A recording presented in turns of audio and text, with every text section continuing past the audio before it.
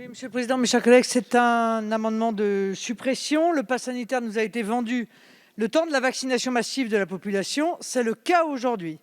Donc, soit le vaccin est efficace et le pass ne se justifie plus, soit le vaccin n'empêche pas, comme c'est le cas, la diffusion du virus et le pass ne se justifie plus.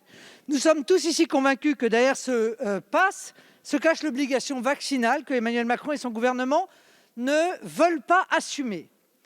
Ce texte nous montre d'ailleurs une nouvelle fois l'échec de la politique gouvernementale. Le tout-vaccination que vous avez choisi montre ici ses limites.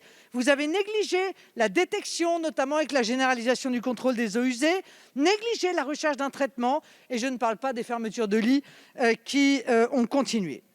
D'un point de vue sanitaire, maintenant que les plus vulnérables sont vaccinés, il n'y a plus aucune raison de confiner ni de mettre en place de telles restrictions de liberté, qui plus est inégalitaires.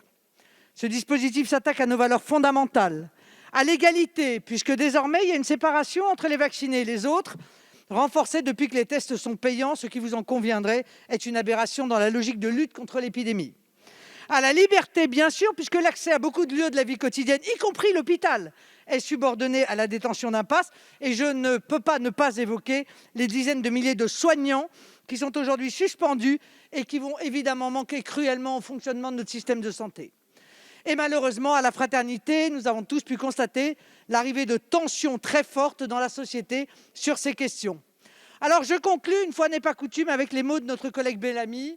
Les libertés fondamentales, l'égalité des droits, l'amitié civique ne sont pas des privilèges par temps calme, mais des principes qui nous obligent.